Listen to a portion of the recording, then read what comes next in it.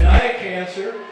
Like I said, it was diagnosed in the fall of 2011. I had a biopsy, and it turned out to be cancerous.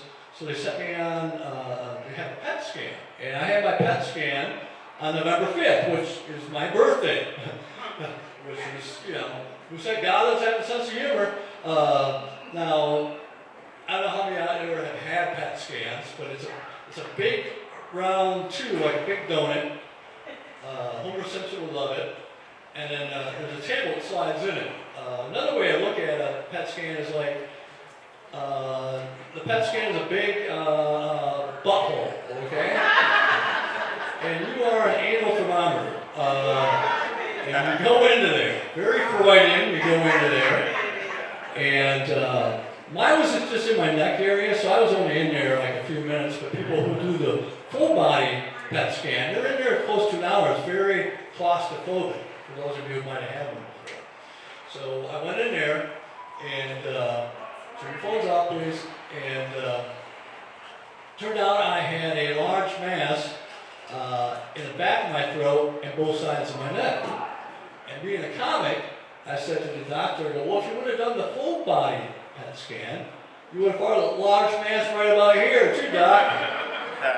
Yeah, he didn't like that. I'm sorry, you're right here to see me grab my crotch right in front of you, so I apologize. Table, your husband, your boyfriend's going to kick my ass after a show. We're good? Okay. You do that to her all the time, right? Yeah.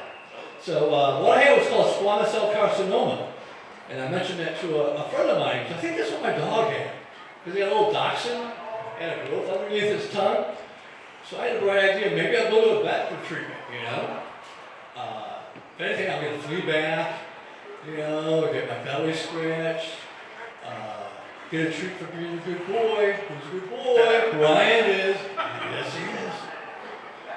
You know, get the microchip, because I'm getting older. Dementia's going to be here soon. In case I wander off, they can find me. So, I had radiation chemo. It started the first part of the year. Started January. I had chemo every week, once a week for 4 months. Chemo, radiation was compacted in 1 month, 5 days a week. And chemo, I was here the first day for like 8 hours, 4 different chemos. And if anybody out there has been to Lemon Holton, it's now Corwell, but they have everybody like a big room, and you have your own like 8 by 10 area. It's kind of nice. They got like a lazy boy chair you can sit in. You got heated blankets they put on. You got your own TV set, but you're in pretty close to other people. And I found out that if you aim your remote control right, you can change other people's channels. Because you're there for a good while, you get a little bit bored. And there's this one older lady that she liked to watch the Fox News, you know, and she liked to turn it up loud so everybody would hear it. So what I would do is I'd turn over to BET, you know, or MTV Raps, you know, something like that. You know, something I know she really enjoy. We got a great lineup tonight. I asked 6 of the most popular, funniest comics to be here tonight and perform for you folks. I think that was really loud.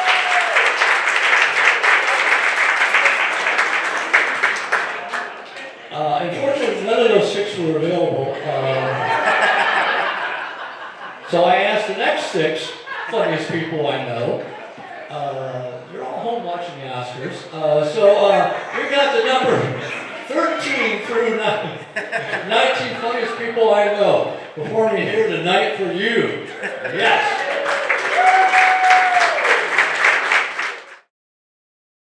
Anybody have pets? Where are my pet people? It's not very many. No wonder they're all homeless. I actually been traveling a lot doing comedy. I've been about 40,000 miles this past year doing comedy. And on one of my trips, I got an iguana. And I took him home and he just laid there. I was like, what the hell's wrong with this iguana? I go, he's all limp or whatever. So I took him back to the vet, and the vet took a look at him and came back and said that he has erectile dysfunction.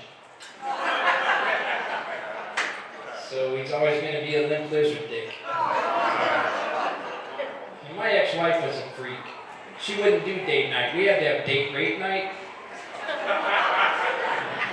So we lived in an apartment, so she wanted me to go around back, crawl in the window, do my thing, and crawl back out.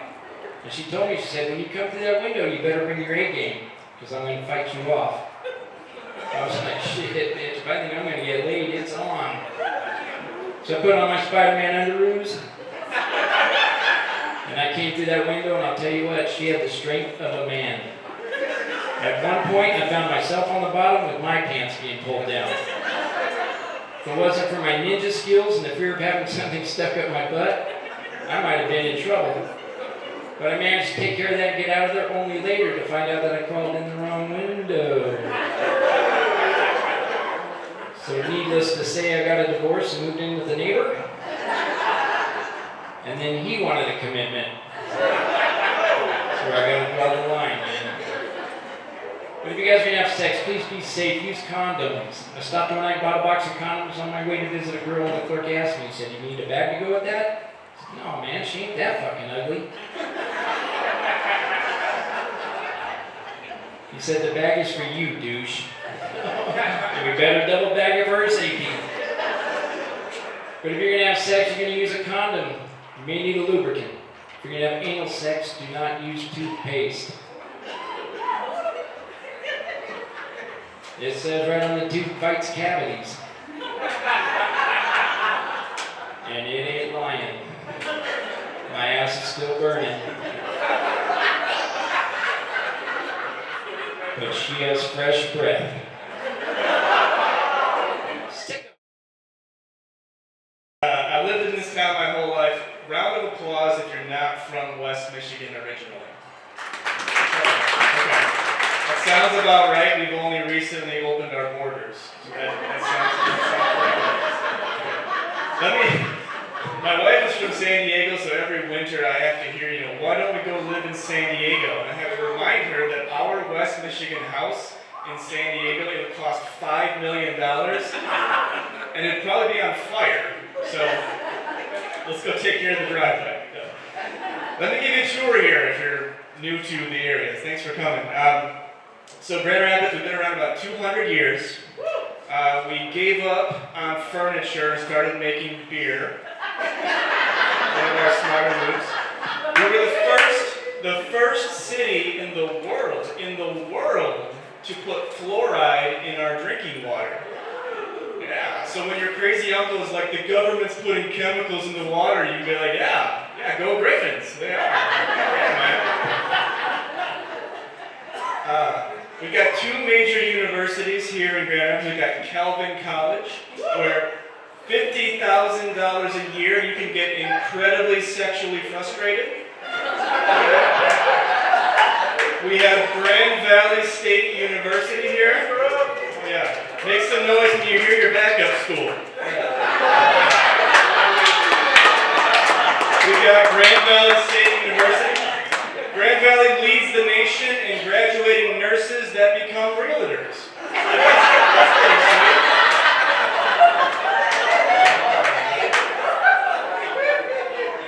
It's a cool town, man. Like, there's parts of town where there's like a communal vegetable garden and like pride flags up and down the neighborhood. And then you cross the street and there might be an unregistered gun rally happening. How's that for diversity? That's pretty good. Speaking of Byron Center, I would ask if any of you are from Byron Center. No one's from Byron Center. You all moved to Byron Center. Byron Center is the Austin, Texas of Grand Rapids. And I lived in almost every suburb here. I lived in Wyoming. I've lived in Granville. If you're from Granville, here's what I know about you. You probably drag your kids to the same church that your parents dragged you to, right? And then you give your kids a biblical coloring book and you say, make sure you make the eyes blue. Show me the coloring books. I'll take it back. I live in Kentwood. If you don't know where Kentwood is, it'll be on the news tonight. Okay? Third grade, I moved to East Grand Rapids. Are there any other pretentious douchebags here? I lived in Forest Hills. Don't applaud yet. If you're from Forest Hills, chances are you lost your virginity in the back of a BMW. It's 8 o'clock at night. There's some 17-year-old right now, nervous as hell, in the back of his parents' car. He's like, hold on, baby, I gotta move my dad's box of Neutralite and soap out of the way. And then he says, how would you like to be your own boss? Well, if you're new to Grand Rapids, welcome. If you're from another country, that's even better. I'm all in favor of immigration. I am, and here's why. Because economics 101, right? The workforce in has to be greater than the workforce out in order for there to be growth. So if you're not in favor of immigration, then you're in favor of these creepy-ass robots that we're inventing to replace all of us. These robots have no culture. These robots aren't coming here with recipes from Sus Abuelas.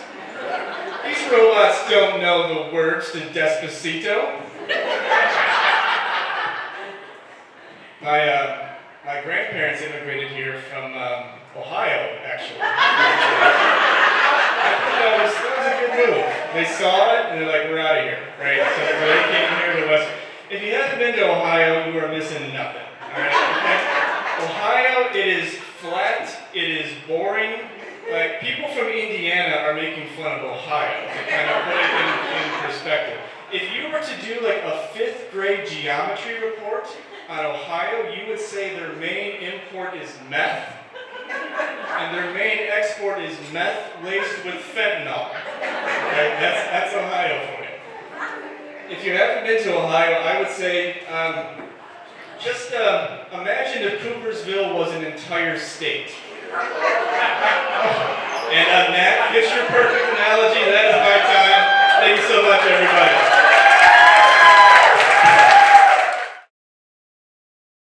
I'm known for being just a real total asshole, and I'll explain why. I've met too many people, and people suck. Not too long ago, I was leaving a store, and I saw this lady walking towards the door, like dragging a kid behind her. And I was like, far enough away where I couldn't let the door shut, no harm, no foul. But I was like, you know what? I'm going to be a good guy today. I'm going to keep the door open for her. And as soon as she saw me holding the door open, she was like, you know what? I'm just going to stop my tracks. Started smoking a cigarette, like, started hitting her kid. Like, I was like, all right, this is going to be fun. But I was like, I'm in it now. So I'm holding the door, and finally she walks her dumb fucking ass all the way up to the door. She walks through, followed by her kid. Her little sticky-faced kid. He was like young. I don't know how young kids are, but he was young. She stops. She goes, okay, Carson, what do we say to the nice man? And little Carson looks up at me and he goes, thanks. And before I could respond, the mom goes, no, Carson. We say thank you to the nice man. And I was like, oh, fuck, this is a parenting moment. I pull out so I don't have to be a part of these. This is ridiculous. Finally done little Carson, he gets his courage up and he goes, thank you. And I was like, yeah, man, no problem. I go to leave. Before I can leave, this mom goes, no, sir. You have to tell my son you're welcome. So now this is a problem. Facing a dilemma, because I want to be a good person. I wanted to, but also, what the fuck? So I thought about it for a very long time, like half a second, and I just let that door shut in her stupid fucking face. Felt like a bit of a dick, not gonna lie, but who is she to critique my kindness at 1 a.m. at a liquor store? Like, what a terrible parent. Yeah, I don't like being a good person.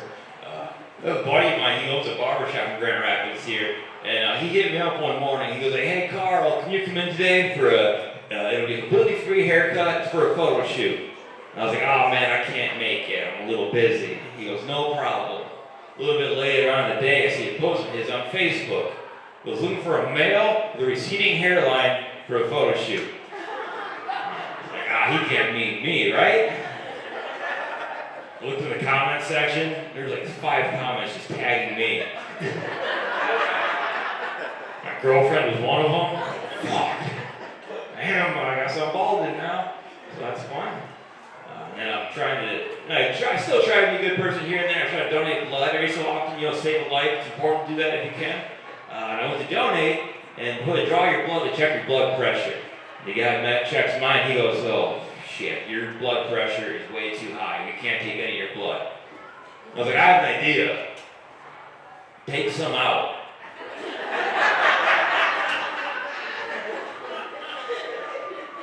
I'm not a doctor, but I worked at Bell Tire, and I worked. And I got high blood pressure now. I'm on the Cinepril now, so there's at least 12 to half the audience here that's on it too. I saw the hair. If not, get it checked out. It's made me angrier. I don't know. But I got fucked up teeth too. I got really bad teeth. When I was a kid, my parents, they gave me the option. They could get braces or a dirt bike. I was like, I'll take a Yamaha and an overbite stat. That sounds awesome. They would just let us make those decisions though, which that's just weird to me. Like, we were kids and they were like, you want a dirt bike? I'm like, fuck yeah. Like, they could have said, you want a BMX? And I'd be like, yeah, they could have saved a lot of money. But they would give us those options, but then they would have just really strict rules. And some of them I understood, like no rough housing, no cussing, no telling Dad when Uncle Randy comes over while he's at work. Shit like that, it makes sense. Other rules were strict as hell and totally didn't make any sense. Like one of them, no sugary food or drink allowed in the house whatsoever. So if I wanted to drink some soda or maybe snort some pixie sticks, I had to sneak those home from school, do it in the bedroom closet. My sister by the bedroom door like a prison lookout. Like, you see Mom, not twice. And eventually we hear it just I'm like, oh shit! And I'm like, quick down the soda. My dad's like, let me do a bump. Just purple shit all over his face. It's really fun. Other rule I hated the most though, it was no movies or video games unless they're educational. So my friends, they're all playing games like Grand Theft Auto and Call of Duty. I'm at home playing games like Math Blaster, Like to Learn, and Ultimate Bible Master 2. Real fun one. So, you want to help Noah fill his ark? Solve this long division. 4,374 divided by 15 equals, fuck it, we're just not going to have giraffes. And my mom's rules go everywhere with us too, and that's what sucked the most. Like my friends were all going to a roller skating party. My mom's like, you can go, but you have to wear a helmet. I'll repeat myself. I had to wear a fucking helmet at a school function. You know how embarrassing that is?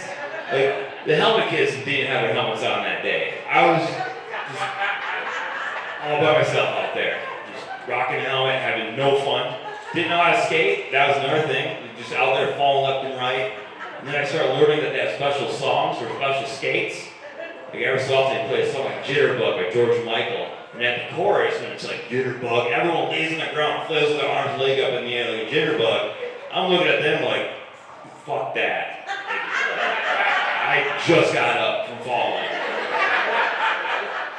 I'm rolling over fingers, kicking ribs, and I'm like, get the hell up, guys. We got skating to do. Like, I saw Mighty Ducks. You look like a bitch. Like, a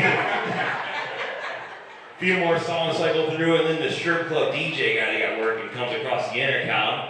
He goes, all right, kids, grab your girlfriend or boyfriend. It's time for couple skate. My lonely helmeted ass is on the far end, clinging to the wall when I depended on it. And they have this referee dude skates around to make sure no one's skating dangerously, make sure they don't have any like soft drinks on the rink. Pretty sure I'm not paying for that part. His main job is to make sure there's no lonely fucks out on the rink during couple skate. And he took that part very seriously. Skates looking at me backwards, which that's just fucking witchcraft. I don't know if it's inward farting or what, but he's just like This guy's up and he's like, hey dude, you gotta get off the rink. You're just really killing the vibe. I'm like, I know. I'd rather be home playing Math Blaster. This sucks. He goes, no problem, dude. Tell you what. Grab my belt, I'll pull you off the rink. Fuck, alright, I guess doing it. Time for a couple skate. Because I mean, I'm just holding this guy's belt. I look like I'm trying to steal his pants. Just getting like wheeled off to Hero by Enrique Iglesias. Like, suck, man. Next week at school was a bummer. I got called they're calling me roller derpy, helmet hero, fucking virgin. Like, that one sucked the most. Cause like, I never had sex ed, so I didn't know what being a virgin was. I was just like, you guys nailed it, good job. Don't hit me. Until one time, I was at the bar with my parents, and one of my mom's friends ordered a virgin daiquiri. And I go, oh, what is that? And my mom's friend goes, Carl, well, it's a daiquiri, but there's no alcohol in it, and that makes it a virgin. So in my 1,000 IQ brain, I'm like, oh, yeah, I've never had alcohol. I'm totally a virgin. I get it, yeah. These guys are right. How do they know? So now fast forward when I was like 14, 15 years old, I go to my cousin's wedding. My dad buys me a beer. So I drank it. And I was like, oh, can't wait till Monday. Tell everyone at school the great news. Monday shows up, kick open the doors, I'm wearing a tracksuit, got a pinky ring on a visor, release some doves into the hallway. I'm like, tell everyone. I was like, guys, you're not gonna believe what happened. My virginity, fucking lost it. They were like, no way, how? And I was like, bartender at my cousin's wedding. I'm like, that's so cool, like, how was it? I was like, it tasted funny.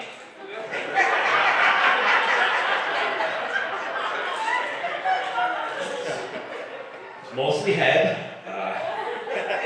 So, I did throw up afterwards, but it happens. Word got around school, there's no more roller derby helmet hero. Now it's Carl the Legend, the bartender fucker. Like, I was getting high fives from teachers. Seniors from high school came over and they're like, can you smell your fingers? And I'm like, I don't know why, but yeah.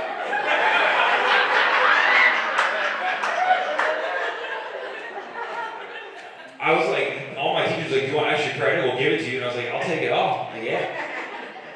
Homeschooler showed up. I'm like, are you the guy? I'm like, yeah, I'm that guy. I'm the legend. Word got around school. They got it everywhere in school. But then that word got to the place you don't want it to go. The principal's office. He called in with both my parents. They go, hey, Mr. Sobel, please put out your cigarettes. We have to talk about Carl. Carl is telling everybody he lost virginity to a bartender. My mom was pissed. She was like, did at least have a helmet on?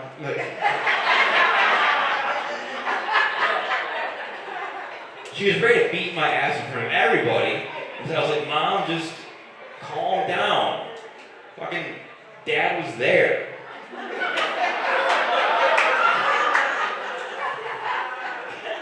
He paid for it.